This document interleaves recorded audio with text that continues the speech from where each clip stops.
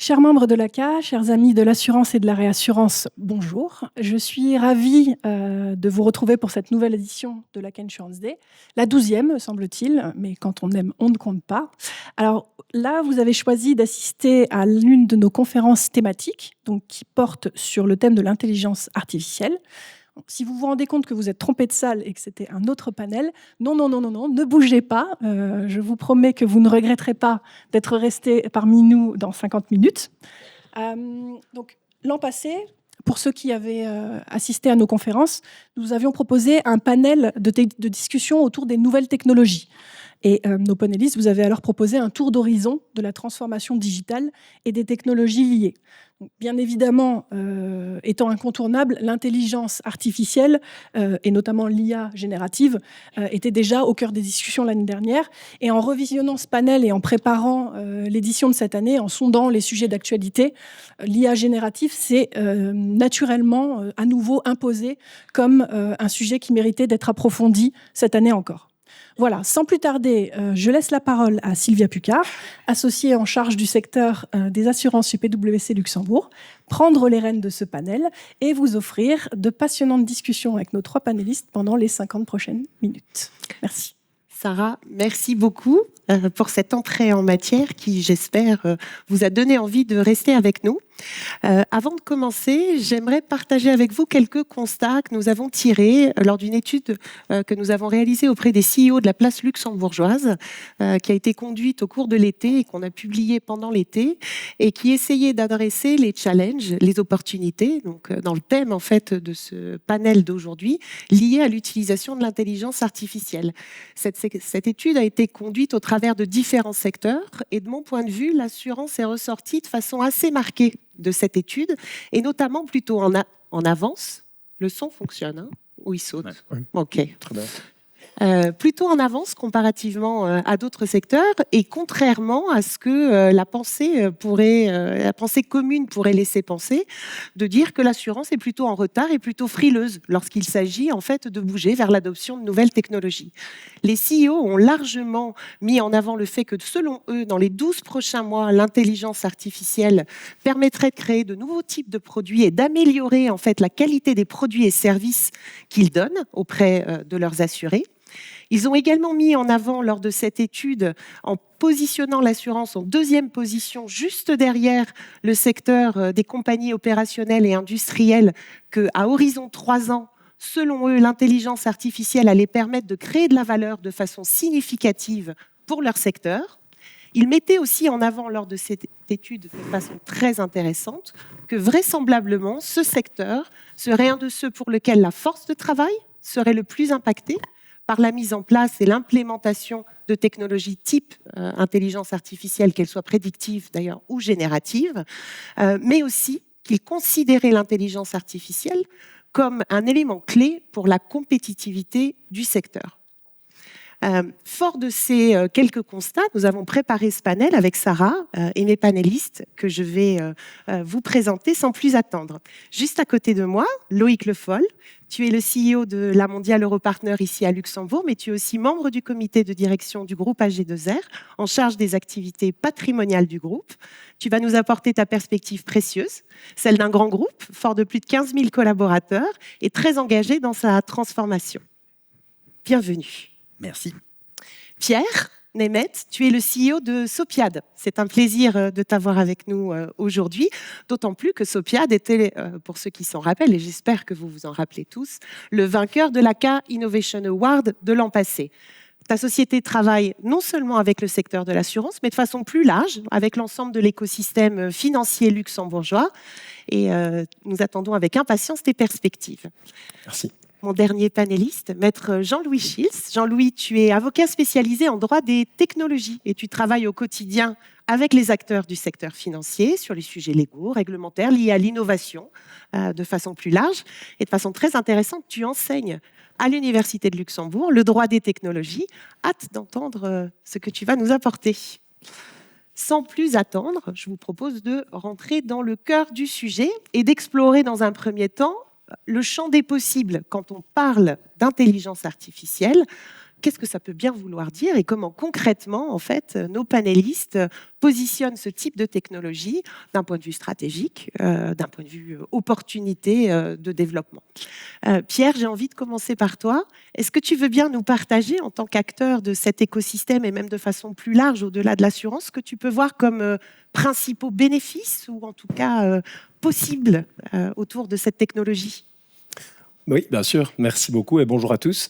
Donc, je vais partir de mon expérience, évidemment, sur ce qu'on a déjà rencontré, ce qu'on a recollecté comme feedback, bien entendu. Et puis aussi, nous, on a participé la semaine dernière au Singapour FinTech Festival, où 70% des discussions étaient vraiment axées sur la partie AI aussi. Donc, il y a pas mal de retours depuis ce festival-là.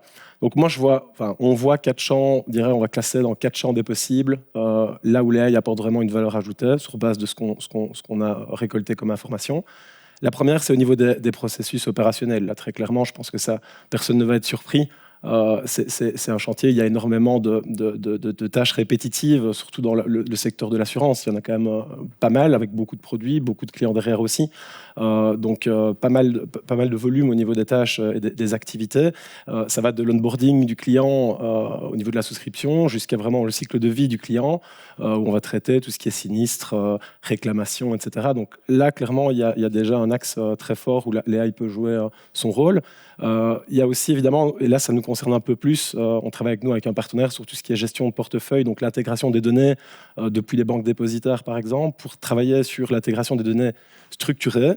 Ça c'est la partie facile, et les données non structurées, donc les mails, les PDF, tout type de documents ou d'images où on doit aller récolter les informations pertinentes sur des documents qui ne sont pas toujours très lisibles.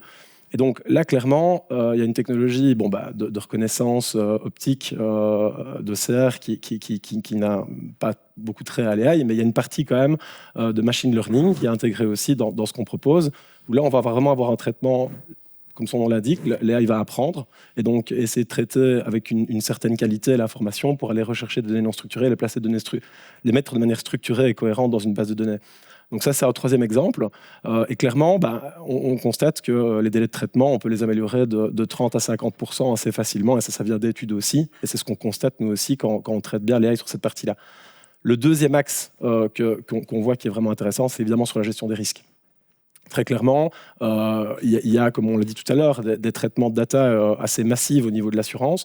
Il y a pas mal d'activités au niveau de la gestion des risques. Je ne vais pas tous les énumérer, mais en tout cas, je prends quelques exemples sur la gestion des risques de non-remboursement, la gestion des événements à risque, les catastrophes naturelles. Très clairement, l'AI peut jouer son rôle. Et je dirais qu'il y a aussi tout ce qui est comportement frauduleux. Évidemment, mieux anticiper les comportements frauduleux permet aussi de gagner en 30 et 50% de coûts liés à cette activité-là aussi. Donc, deuxième élément très important. Troisième, là, on se rapproche un peu plus du client aussi, c'est sur la partie marketing, personnalisation de l'offre.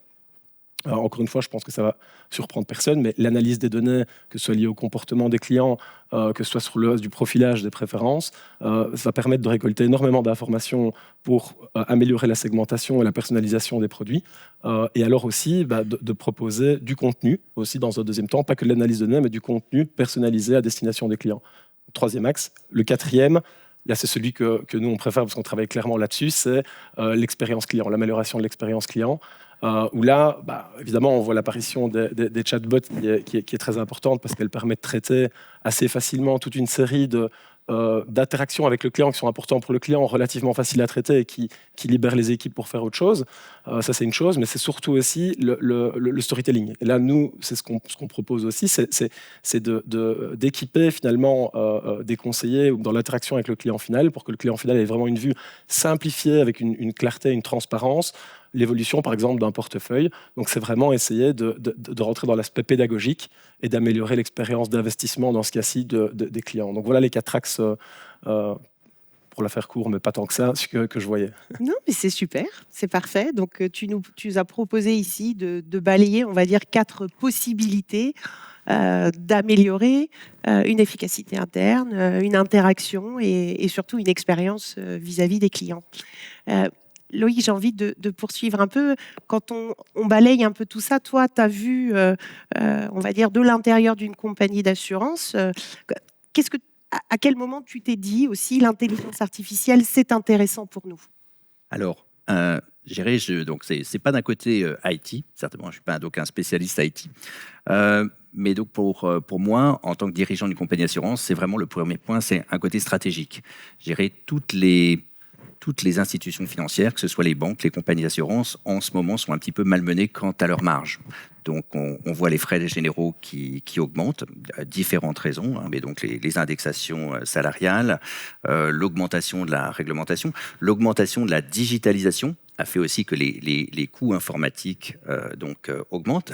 Et je dirais que quasiment toutes les institutions financières doivent lutter, mais alors j'allais dire pour protéger leur marge. Idéalement, tout le monde aimerait augmenter leur marge, en tout cas pour ce qui est de notre groupe et de notre compagnie. Hein, donc, je l'avoue. Donc, en tout cas, on a du mal à tenir nos marges. Et pour moi, l'intelligence artificielle, je le vois comme un moyen, comme gérer donc dans la continuité de la digitalisation, mais c'est quelque chose qui va être nécessaire pour, j'allais dire, et surtout au niveau de Luxembourg, plus peut-être que donc dans d'autres pays, parce que comme je disais, peut-être la pression réglementaire est différente à Luxembourg que dans d'autres pays. L'augmentation des frais généraux est différente aussi et plus importante à Luxembourg que dans d'autres pays.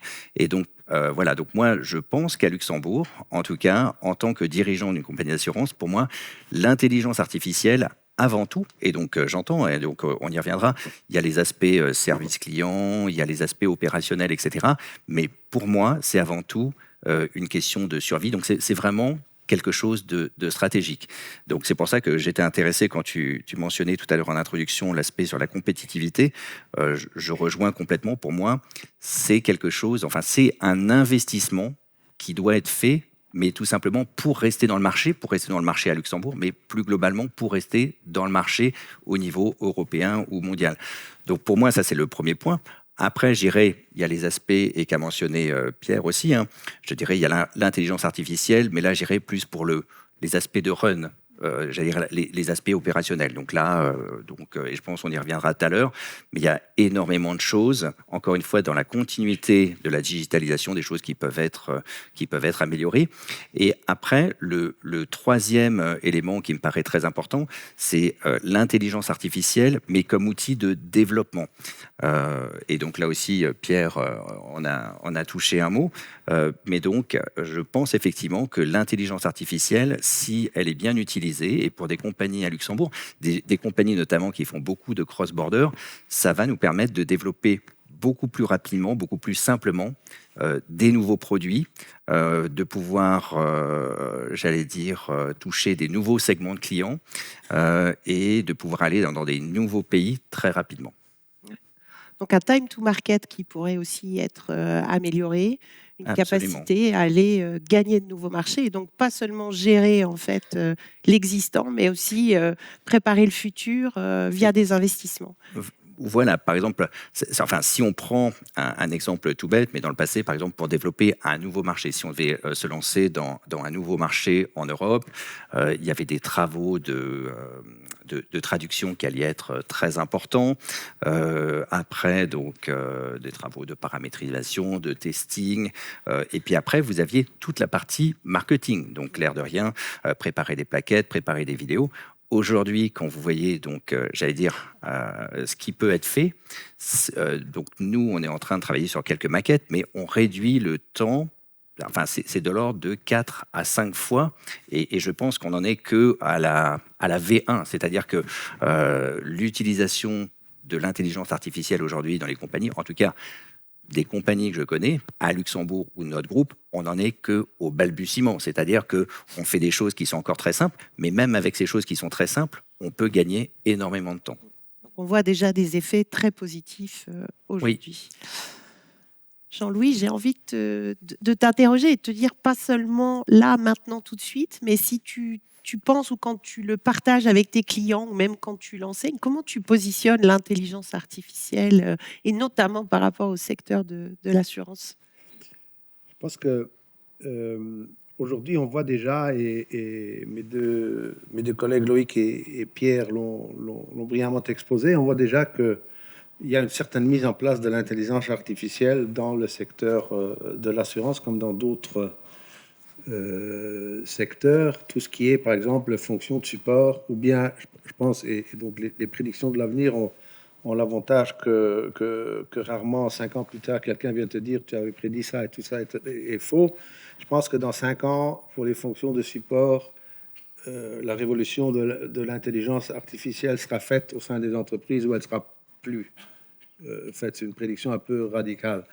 Après, le deuxième volet, c'est la prise de décision et l'utilisation de l'intelligence artificielle dans le cadre de la prise de décision. Ça, je pense que ça prendra plus de temps, aussi pour des raisons régulatoires. Puisqu'on a la prétention, aujourd'hui, dans le pays, non, je dirais, non, je vais me reprendre, on a la conviction aujourd'hui, dans le continent qui est le champion du monde de la régulation, que la décision humaine est par définition meilleure que celle que prend l'intelligence artificielle. On parle donc d'assistance à la décision. Je pense qu'on devra aussi, sur base des textes qui sont en train d'être élaborés, respectivement mis en place d'ici 2026 et au-delà, je pense qu'on devrait passer au moins pour toute une série de décisions à un système qui sera différent, c'est-à-dire que l'intelligence artificielle pourra prendre la décision, mais, attention, l'intelligence artificielle opérera selon certains critères, notamment éthiques, et en cas de décision défavorable, c'est un peu l'exemple qui est donné par le règlement européen sur la protection des données, en cas de décision défavorable, il y a la possibilité de recours auprès d'un humain. Et si on veut pousser les choses encore plus loin, moi je me pose la question de savoir qu'est-ce que sera l'assurance dans 5-10 ans. Est-ce qu'il y a des branches qui auront disparu? Est-ce qu'il y a de nouvelles assurances qui vont apparaître? Moi, je peux vous donner 2 exemples. Tout ce qui est inondation. On sait déjà aujourd'hui relativement bien prédire là où il y a des inondations. Avec l'intelligence artificielle générative, on pourra, à mon avis, dans quelques années, avec précision, dire là où il y aura une inondation et là où il n'y en aura pas. Donc, celui qui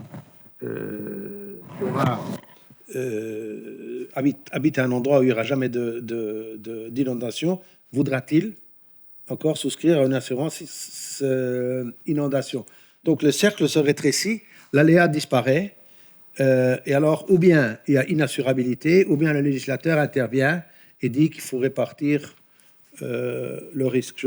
Donc ça, c'est l'exemple d'une assurance qui sera peut-être plus jouable ou plus faisable sans l'intervention des... Je donne un deuxième exemple.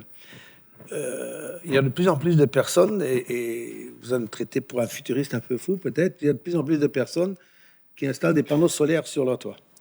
Qu'est-ce que les panneaux solaires viennent faire là-dedans? Les panneaux solaires vous permettent à terme, je rêve un peu, d'être autonome. Maintenant, si votre panneau solaire, il tombe en panne, qu'est-ce que vous faites? Donc, pour avoir cette garantie-là derrière, il faut que vous soyez toujours relié à l'infrastructure électrique. Alors que, vu de façon abstraite, on pourrait dire, celui qui est autonome chez lui, ben, il n'a plus besoin, il peut déconnecter et tout.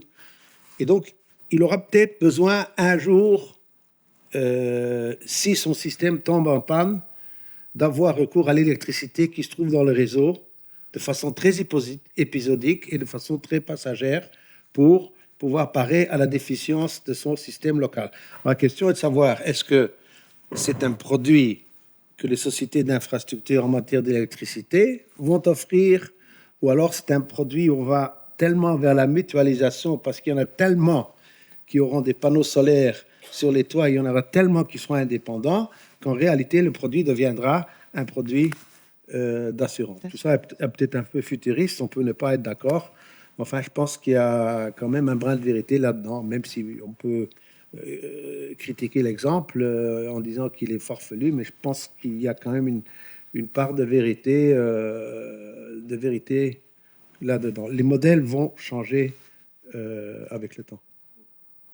Et merci pour cet éclairage qui donne aussi une perspective. On venait de se dire nouveaux produits, nouveaux marchés, mais aussi potentiellement une façon différente d'appréhender certains risques dans le futur. Et fin de l'assurabilité peut-être de certaines choses, ou nouveaux risques à assurer et sans doute aussi nouvelles opportunités.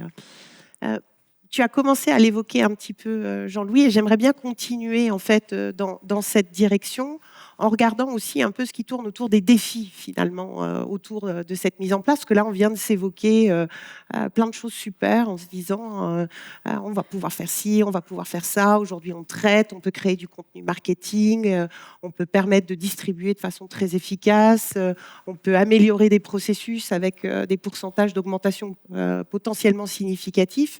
Mais il y a quand même aussi, à aujourd'hui, dans l'état des lieux, un certain nombre de défis à surmonter.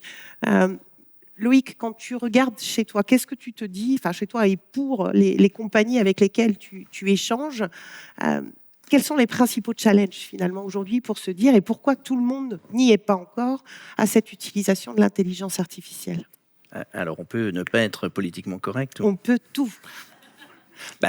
Alors, j'allais dire, et propre à Luxembourg, il y a un problème de ressources. Alors, j'ai plein de collègues dans la salle, je vois plein de têtes connues, mais non, mais par exemple, aujourd'hui, on a tous un problème de remédiation, d'accord, que ce soit les banques, que ce soit les compagnies d'assurance, et on voit clairement que d'un seul coup, on a un problème de ressources. Personne n'arrive à trouver donc d'officeurs conformité, donc ni en interne, même quand on se tourne vers les Big Four. Donc non mais c'est voilà. Donc j'allais dire l'intelligence artificielle. Le problème c'est que tout le monde veut prendre le virage en même temps, mais pas juste au Luxembourg, hein, donc partout dans le monde. Donc il y a les outils, ça c'est une chose, mais donc tout simplement au niveau des ressources, donc il faut quand même pouvoir s'équiper. Moi, je pense qu'il va y avoir un gros problème de ressources. Il y a quelques années, c'était la mode de parler des data scientists et tout ça. Pareil, au Luxembourg, je ne sais pas combien il y a de data scientists, mais c'est très difficile dans le contexte actuel de recruter des talents. Une fois qu'on les a recrutés, de pouvoir les garder. Donc, moi, je pense qu'un des défis, en tout cas, c'est que quelque part que le gouvernement puisse aider l'industrie financière en général. Alors, j'ai pas la solution miracle, mais en tout cas, pour pouvoir attirer les bons profils.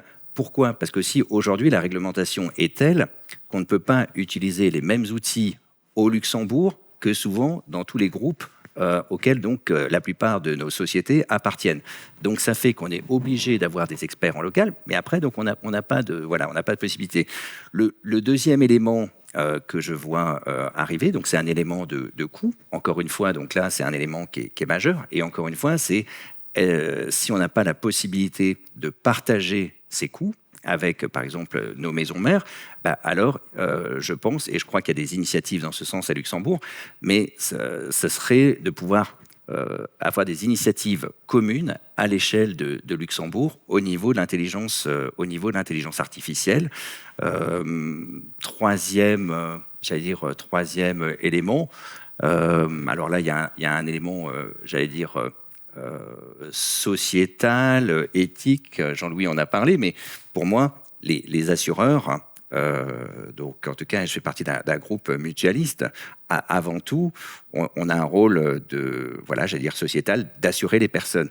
Et c'est vrai que, et j'entendais ce que tu disais, Jean-Louis, mais je pense que effectivement, même si dans le futur, on arrive à prédire que telle parcelle est inondable, celle-là n'est pas inondable, j'allais dire autrement, tous les assureurs vont se retrouver à assurer uniquement ce qui n'est pas inondable, et ce qui est inondable, va pas être assuré. Mais si on transcrit ça sur de l'assurance de personnes, ça peut être très dangereux, parce que dans quelques années, avec une microchip ou autre, on va pouvoir déceler à l'avance, on va pouvoir dire à cette personne... Non, d'accord, vous avez 25 ans, mais vu les antécédents, etc., que vous avez, vous ne pouvez pas souscrire un contrat d'assurance, mais par contre, on sait que vous allez vivre très longtemps. Donc, tout ce qui est anti-sélection, je pense, en tout cas pour moi, et je pense que c'est pour ça qu'en ce moment, on n'en est qu'au balbutiement, comme je disais tout à l'heure, c'est quelque chose qui doit être mis en place, et toute la difficulté, c'est de faire en sorte que ça ne devienne pas non plus une usine à gaz, parce que donc on voit qu'il faut aller aussi très très vite. Il y a il y a de la concurrence. Il y a de la concurrence juste à nos frontières. Il y a de la concurrence aussi un peu plus loin. Mais voilà. Donc effectivement, il y a quelques challenges. Je t'ai vu, Jean-Louis. Alors, moi, je voulais juste rebondir sur ce que Loïc vient de dire. Pour éviter tout malentendu, je n'ai pas plaidé en faveur de l'inassurabilité. J'ai simplement décrit des scénarios qui, à mon avis, ne sont pas totalement irréalistes. J'ai les réponses à aucune de ces questions. Simplement, je pense qu'il faudra se poser les questions, comme tu dis, pour se positionner également sur 5 et 10 ans, parce que ces questions viendront, qu'elles viennent en matière d'assurance inondation, qu'elles viennent en matière d'assurance santé, ou sans doute également d'autres domaines. Tu veux bien continuer et peut-être un peu explorer ce dont tu as commencé à parler tout à l'heure autour de ces sujets finalement d'éthique, de gouvernance. Tu mentionnais ces réglementations qui arrivent, dont notamment l'AI Act. Je pense qu'à côté de l'énergie, on peut peut-être parler de l'énergie tout à l'heure, mais je pense qu'effectivement la réglementation, c'est le plus grand défi qu'on a en Europe en général, et également dans le domaine de l'intelligence artificielle appliquée aussi au secteur de l'assurance. Tout ça est en train de devenir mainstream maintenant, je le dis en fait depuis plus de 10 ans. Enfin, c'est en train de devenir mainstream. Si vous lisez le rapport Draghi, je recommande d'ailleurs la lecture, ou au moins le résumé du rapport Draghi, cela devient totalement évident. Il faut savoir que l'Europe, d'une part, a comme objectif de garantir les droits et de veiller à ce que le cadre qui soit mis en place soit le cadre le plus éthique possible, objectif auquel je souscris à 100%, mais en même temps, on invente, et c'est presque de l'invention, des systèmes et des textes aussi complexes que, par exemple, l'AI Act, que plus personne ne comprend de quoi il s'agit. Juste pour donner une illustration, l'AI Act a 182 pages. On a mis en place un AI Office à Bruxelles qui est en train de produire des pages et des pages encore. Il y a eu 771 amendements au Parlement européen. Et si l'objectif est de protéger les citoyens, moi je pense qu'il faut des textes clairs, avec 770 et quelques amendements. Je ne vois pas comment on peut souscrire à cet objectif. Mais tout ça n'est qu'une partie de la vérité. L'autre partie de la vérité, c'est que je pense que l'intelligence artificielle, comme d'autres technologies, pose la question du respect de certains principes de base. Par exemple, le droit spécifique à l'intervention d'un humain avant qu'une décision défavorable ne soit prise, la proportionnalité, la transparence. Je pourrais multiplier les exemples. J'invite à la lecture de la Convention du Conseil de l'Europe qui a été récemment votée, où tous ces principes sont reproduits, et je plaide en fait en faveur d'une réglementation qui est basée sur les principes plutôt qu'une réglementation de chaque cas peut-être imaginable qui va se poser dans 10 ans. Par exemple, mes 3 cas futuristes, peut-être qu'ils vont jamais devenir réalité, donc on n'a pas besoin de les réglementer aujourd'hui. Mais il y a des principes auxquels on peut se tenir. Je dis toujours aux jeunes avocats qui travaillent avec moi ou à mes étudiants, quand ils ne trouvent pas la réponse, va regarder dans le livre vert. Le livre vert étant au Luxembourg, les juristes le savent, le Code civil. Il y a très souvent la réponse dans le Code civil. C'est un texte qui existe depuis plus de 200 ans, qui a fait ses preuves, qui a 2200 et quelques articles. Et je pense qu'on a un peu perdu cette mécanique qui, à mon avis, pour être conservateur sur ce point-là, a bien fonctionné pendant presque 2 siècles. Parce que si vous faites un texte à la base, c'est toujours de la théorie. Bien sûr, vous avez une certaine expérience, mais faire un texte de loi qui, fatalement et immanquablement, est destiné à s'appliquer à l'avenir, c'est toujours un pari sur l'avenir. Et vous savez aujourd'hui quels sont les principes qui vous sont chers, vous ne savez pas quels sont les cas d'application.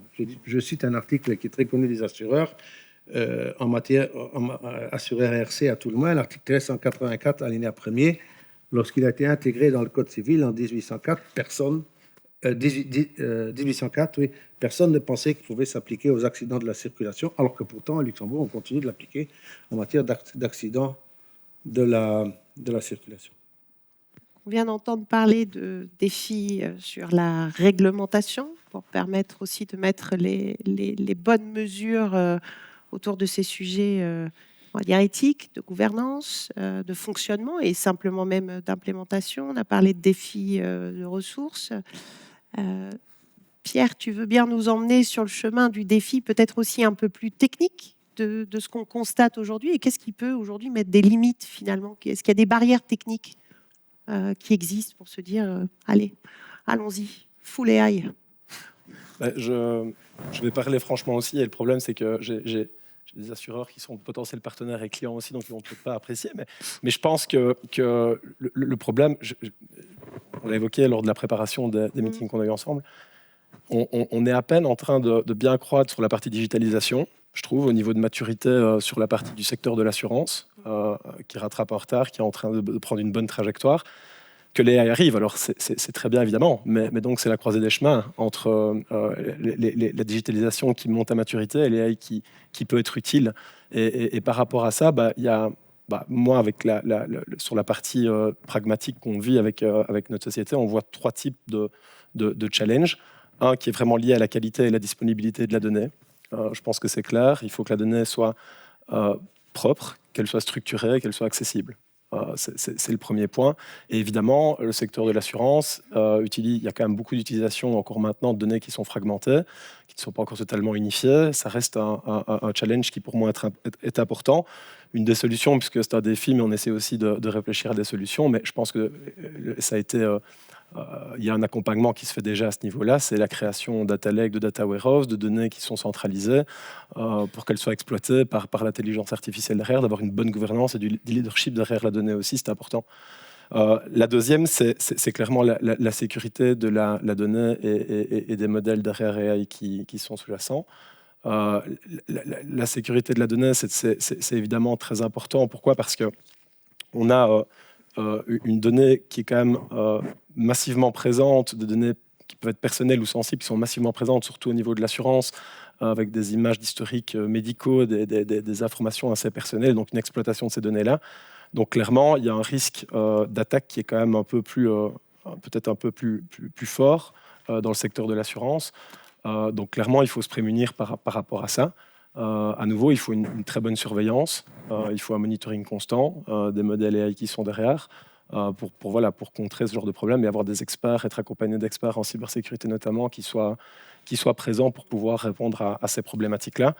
Et le troisième qu'on voit, puisque nous, on a souvent ces questionnements-là quand on présente notre solution, c'est évidemment lié au biais. Je pense qu'on va de toute façon en parler par la suite, mais je l'évoque, je l'introduis peut-être déjà, mais les biais donc, sont peut-être être un petit peu amplifiés ou même certainement amplifiés lors de l'utilisation de l'intelligence artificielle. Ça peut provoquer quoi ? Ça peut provoquer un sentiment d'injustice, un sentiment de manque d'équité. Je prends un exemple concret, mais peut-être qu'il va y avoir certains clients qui vont être associés très vite à un profil de risque qui ne leur correspond peut-être pas, avoir des primes qui seront peut-être plus élevées si on va jusqu'à la décision, parce qu'on parlait de la décision, jusqu'à vraiment la fin et la prise de décision du côté AI. Donc voilà, un autre domaine où c'est important de faire attention. Et là, clairement, c'est aussi un système d'audit qui sera très important sur cette partie-là pour contrer ce genre de problème. Il y a quand même quelques défis à relever, qu'ils soient, on va dire, réglementaires ou dans leur façon de les implémenter.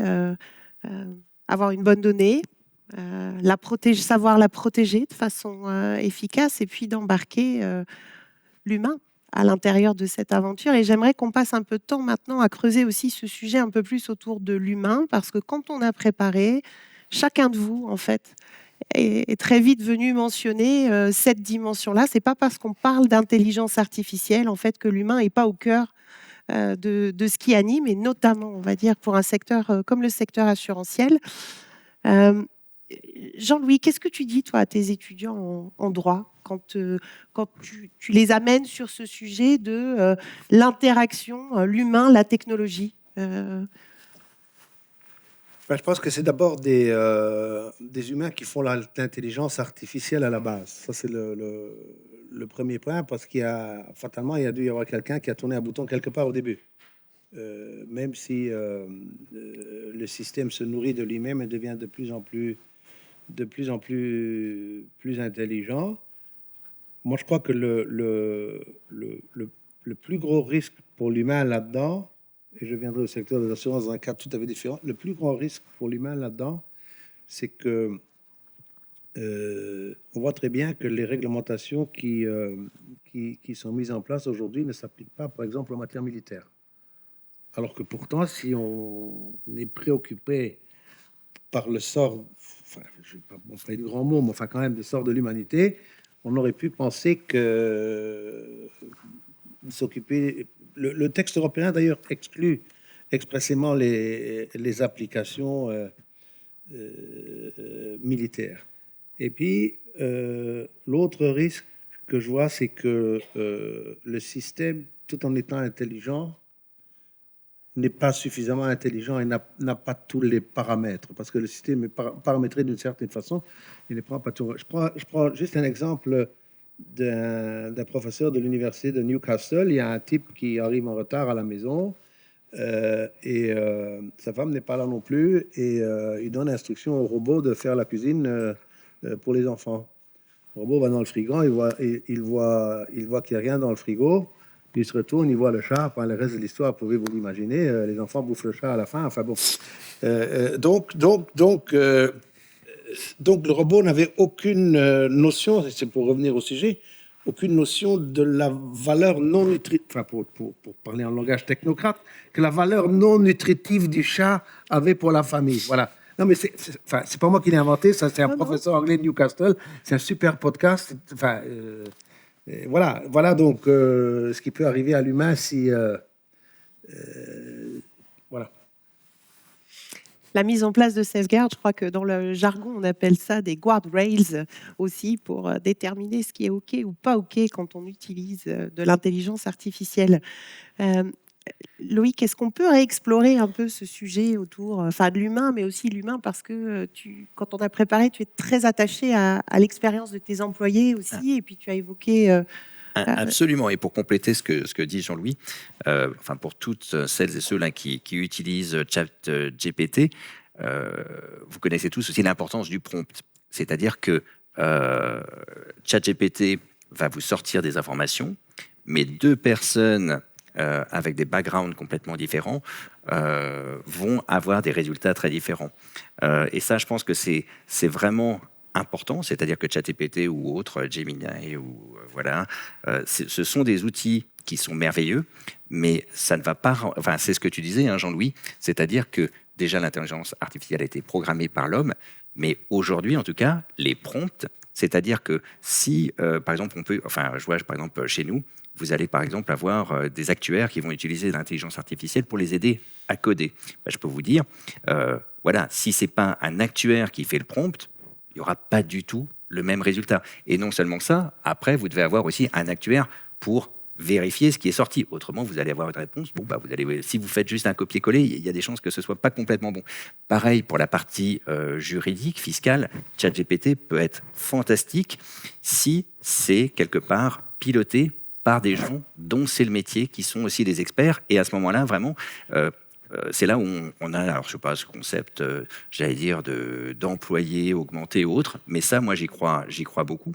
Mais c'est pas de l'intelligence artificielle, j'allais dire, qu'on laisse tout faire.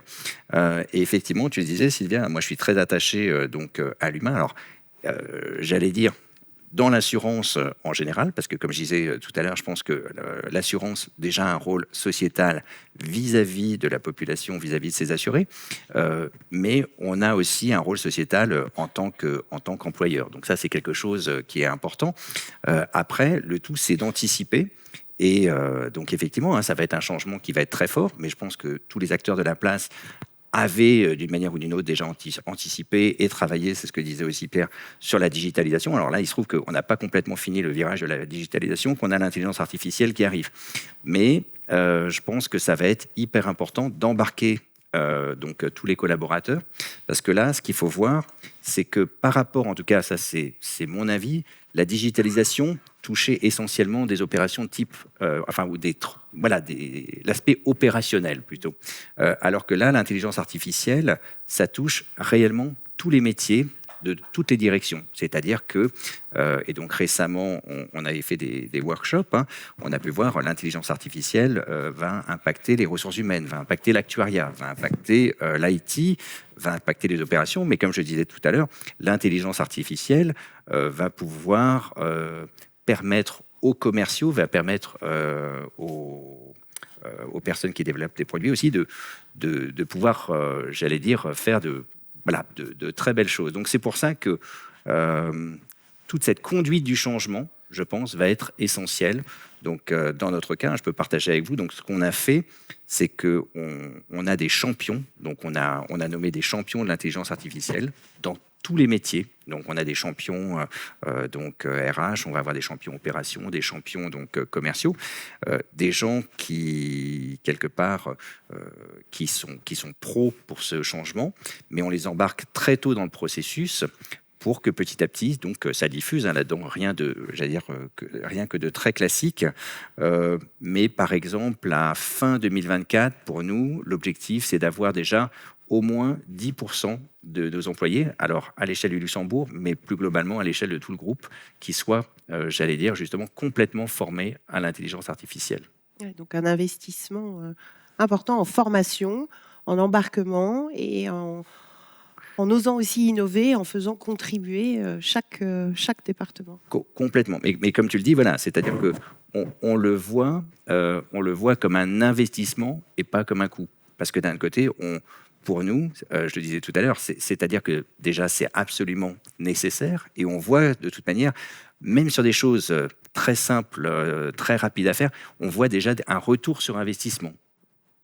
Ouais. Donc investir dans l'humain. Ouais. Voilà. Non, mais c'est-à-dire que l'intelligence artificielle sans humain, et là, alors avec la casquette, j'allais dire, en plus assurance vie, patrimoniale, là-dessus, je suis un grand défenseur aussi, j'allais dire, des valeurs comme la confiance, l'empathie. Dans la gestion patrimoniale, c'est des valeurs qui sont absolument essentielles. Ça ne veut pas dire que demain, parce que je n'ai pas une boule de cristal, hein, peut-être qu'on aura des robots et que la nouvelle génération feront complètement confiance aux robots. Tout ce que je peux vous dire là, c'est qu'au niveau, par exemple, des banques privées, et c'est assez amusant, vous avez des jeunes entrepreneurs qui vont avoir 30 ans, qui ont fait fortune justement dans la tech. Au moment où ils font une session, au moment où ils veulent poser des questions sur où placer leur argent, eh ben, ils ne le font pas face à un ordinateur. Hein. Je peux vous dire qu'ils vont donc en catimini prendre rendez-vous avec des banquiers privés et ils sont bien contents que ça se passe bien.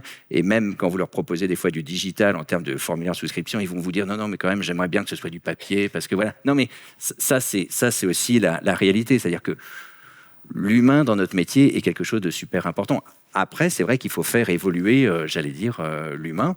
Mais aujourd'hui, je pense qu'il n'y a personne qui est ravi. Enfin, dans tous nos métiers, dans l'industrie financière, il y a énormément de métiers encore avec des tâches très administratives, avec très peu de valeur ajoutée. En tout cas, très peu de valeur ajoutée pour les clients. Donc, si on se met à la place du client et qu'on lui dit « Ah bah oui, mais là, vous savez, je sais pas, on est la meilleure compagnie, par exemple, pour faire tel rapport pour le CA.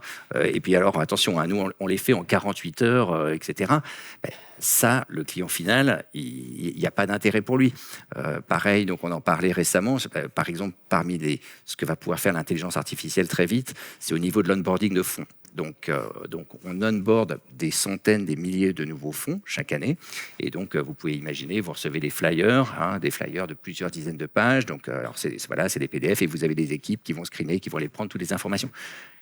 C'est nécessaire, la réglementation nous oblige à le faire, il y a des scorings à faire, mais ça, demain, si ça peut être fait en quelques secondes, les équipes vont être ravies, parce qu'aujourd'hui, il n'y a personne qui est content de faire ça, et par contre, ça va pouvoir libérer de la bande passante pour pouvoir s'occuper plus des clients, et donc d'avoir un service encore plus personnalisé. À plus forte valeur ajoutée. Exactement. Bon.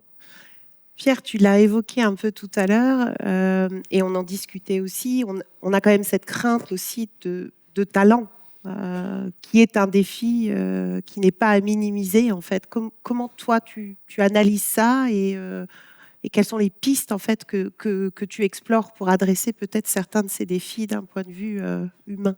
Oui, je voulais juste revenir 2 secondes sur ce qui a été dit parce que je pense que c'est difficile de ne pas être aligné avec ce que Jean-Louis et Loïc on vient de raconter. Et ce qu'on constate nous aussi, c'est déjà à l'époque du digital, hein, quand il y avait vraiment cette ère digitale, il y avait une crainte qui était peut-être fondée au tout début, mais une crainte de se dire mais les nouvelles technologies vont quelque part remplacer le travail humain. On est tous là maintenant pour se rendre compte quand même que c'est pas le cas. Donc c'est évidemment une bonne chose et qu'on est plus dans un processus d'évolution que de révolution. Et donc ça, c'est déjà rassurant par rapport à la place de l'humain. Et je me rappelle du panel de l'année passée sur les technologies. Il y avait un panéliste qui avait très bien répondu. Il a dit il y a plusieurs grandes technologies. Il y a le A comme les AI, il y a l'API, il y a le B comme la blockchain, il y a le C comme le cloud, il y a le D comme la data, mais la technologie la plus importante, la plus performante et celle qu'on aime le plus, c'est l'être humain, c'est le E. Et je pense qu'il a raison, il a tout résumé quand il a parlé de ça. Et où est-ce qu'on voit le rôle de l'humain par rapport à cette montée en puissance de l'AI? C'est toujours l'humain qui va définir les objectifs. Ça, c'est la première chose. Je pense que ça a été évoqué aussi. Et donc, on a besoin d'un humain pour définir les objectifs qui seront alignés à la stratégie de la société, de la compagnie d'assurance. On a toujours besoin de l'humain pour... Et là, Loïc l'a très bien développé. On a besoin de l'humain pour le déployer et le déployer de manière harmonisée au sein de la société. Et donc, ça passe par des formations et des sessions d'information. On a besoin de l'humain pour la relation. Encore une fois, je rejoins ce qui a été dit. On a besoin d'humain pour la relation, pour parler avec un conseiller, même pour communiquer au sein des différents départements. Ça reste le point le plus important. Et donc, pour revenir à la formation et sessions d'information, et pour répondre à la question, plus c'est pris tôt, mieux c'est. Donc la formation, elle démarre maintenant sur les bancs d'école au niveau de l'AI. Pourquoi? Parce que un rôle de conseiller, par exemple, devient pluridisciplinaire. Il faut évidemment être capable de proposer un investissement, par exemple, qui correspond à un profil d'un client, de conserver cette bonne relation-là, mais il faut être à l'aise avec les outils digitaux, et y compris maintenant, potentiellement, la partie intelligence artificielle, et donc d'être formé par des super users, évidemment, ou des champions, c'est évidemment un avantage fort.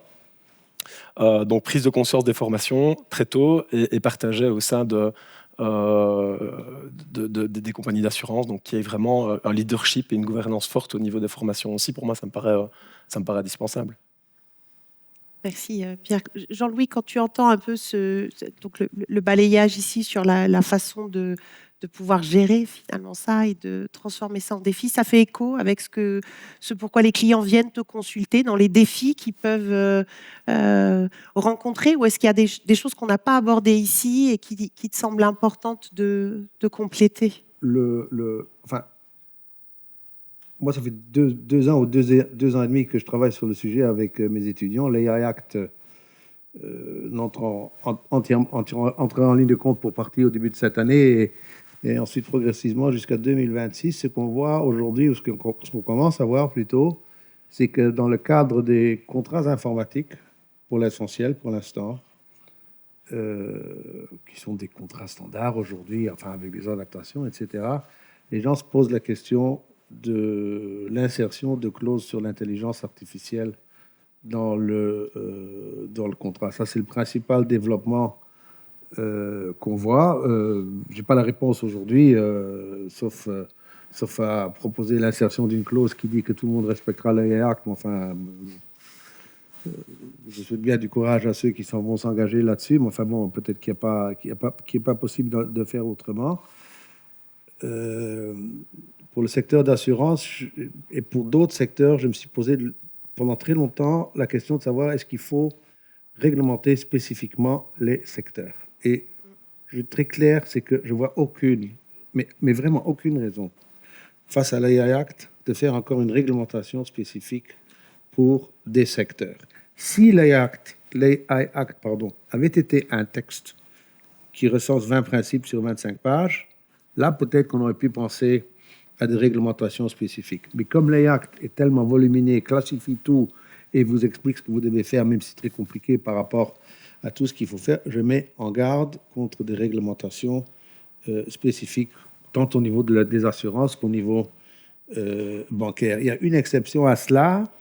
Je me demande si en droit pénal et en procédure pénale, il ne faut pas réglementer davantage, puisque là, le facteur humain, évidemment, il heurte à plein l'intelligence artificielle avec des conséquences dramatiques, potentiellement dramatiques, très directes pour l'être humain, mais sinon, il ne faut pas réglementer, il faut appliquer et il faut mettre en œuvre. Et idéalement, il faudrait un champion européen de l'intelligence artificielle, mais ça, si vous me demandez mon avis personnel, c'est déjà trop tard.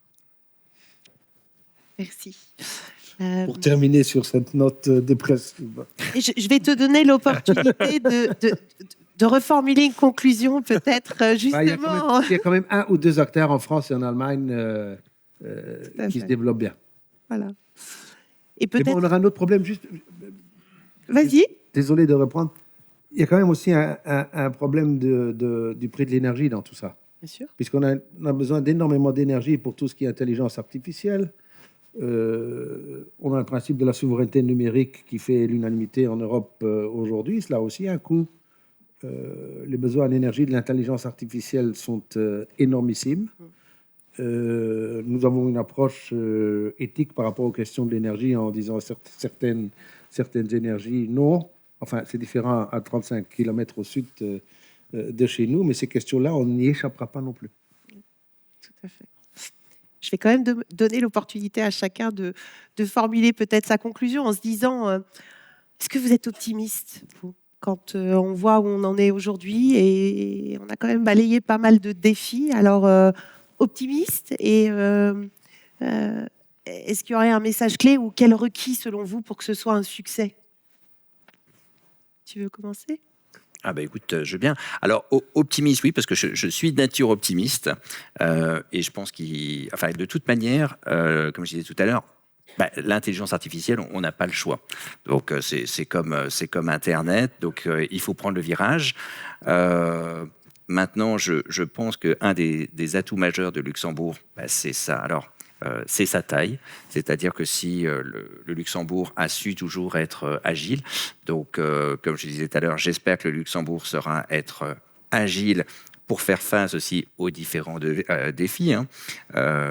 Mais donc, parce qu'on ne l'a pas évoqué, mais par exemple, un des défis, et non des moindres, ça reste encore le secret. Là, j'en garde marque, mais donc le secret, le mélange de la réglementation sur le secret avec la réglementation sur l'intelligence artificielle, ça reste un défi. C'est-à-dire que si on continue à avancer, etc., ça, quelque part, par rapport à nos concurrents, donc ça peut être en Irlande, ça peut être en France, en Belgique ou ailleurs. En tout cas, voilà, ça sera quelque chose de très lourd à porter.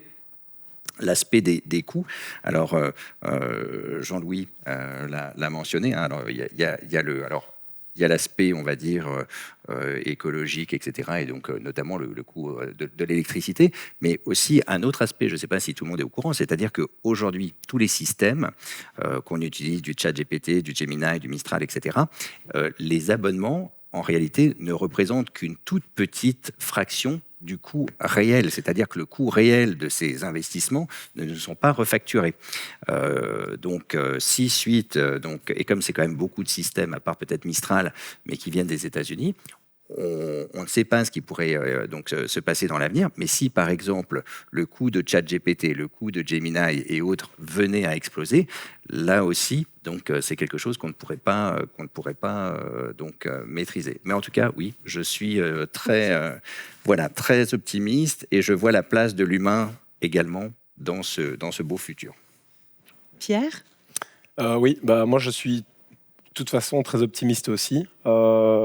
Pour plusieurs raisons. Tu l'as évoqué dans l'introduction, Sylvia, c'est que surtout, là je refocus sur le secteur de l'assurance, mais je pensais même que c'était le premier secteur avec le plus de valeur ajoutée à venir grâce à l'adoption de l'AI. C'est peut-être le deuxième, mais enfin ça reste un secteur très important. Pourquoi? Parce que tu l'évoquais, plein de données, plein d'informations à traiter, plein de produits, plein de clients, un volume de tâches répétitives qui est quand même assez important aussi. Donc clairement, il y a une forte valeur ajoutée à aller chercher de l'intelligence artificielle et à bien l'utiliser. Le deuxième point, c'est que je crois très fort, et je le constate par rapport aux discussions qu'on a avec nos clients et partenaires actuellement, on croit très fort au digital. On en parle depuis tout à l'heure, c'est-à-dire qu'on ne va pas se limiter à du digital pour plusieurs raisons. L'AI doit rester au service de l'humain, et c'est pas l'inverse. Et donc, ok, on peut peut-être aller jusqu'à la prise de décision, mais tant que maintenant, je pense que la responsabilité finale d'une décision reste l'humain et est supportée par de l'intelligence artificielle. L'humain reste important dans les moments clés et les moments forts. Et, Dieu sait s'il y en a dans l'assurance quand même. Si on parle de produits ou de services qui ont une appétence un peu plus sensible pour les clients finaux, il vaut de toute façon mieux que ce soit un humain qui continue à gérer ces problématiques-là de toute façon. Et il y a aussi une création de confiance qui doit rester. La confiance est importante entre le client et je prends l'exemple des conseillers, mais cette confiance-là, elle ne pourra être conservée qu'en ayant une collaboration étroite, renforcée, physique entre un client et les compagnies d'assurance, à mon avis. Alors Jean-Louis, optimiste? Moi, je serais d'abord, je ne vais pas répondre à ta question, d'abord, c'est propre des panels. Je serais très tenté de répondre à Loïc sur la question du secret par rapport au digital et par rapport à l'AI Act, mais on y sera encore probablement dans une heure. Oui. Donc, je dirais juste deux choses. Je pense, un, qu'il y a des solutions, et deux, je suggère à Sarah d'organiser un panel sur la question l'année prochaine. Ce sera très chaud, il y aura encore plus de gens dans la salle, je suis certain. Optimiste par définition, sinon je ne serais pas ici. Je pense que tous ceux et la présence ici dans la salle de nombreuses personnes montre quand même qu'il y a beaucoup de personnes qui s'intéressent au sujet. Et rien que le fait de s'intéresser au sujet montre qu'on fait quand même preuve d'un certain optimisme, parce que sinon, autant aller à la plage. Écoutez, je vous remercie tous les trois pour cette variété de partage de perspectives, de points de vue. Merci à vous tous de nous avoir suivis, y compris sur le temps dépassé. Voilà. Sarah, est-ce que tu souhaites guider nos... Merci. Oui, donc un très grand merci Sylvia, Loïc, Pierre, Jean-Louis. Merci aussi Jean-Louis pour la suggestion, je la garde bien en tête pour l'année prochaine. Merci à vous tous pour votre présence, pour votre attention. Et donc j'en profite pour terminer par quelques informations pratiques. Vous pouvez à la fin de ce panel, dans quelques secondes, retourner à l'extérieur dans le hall.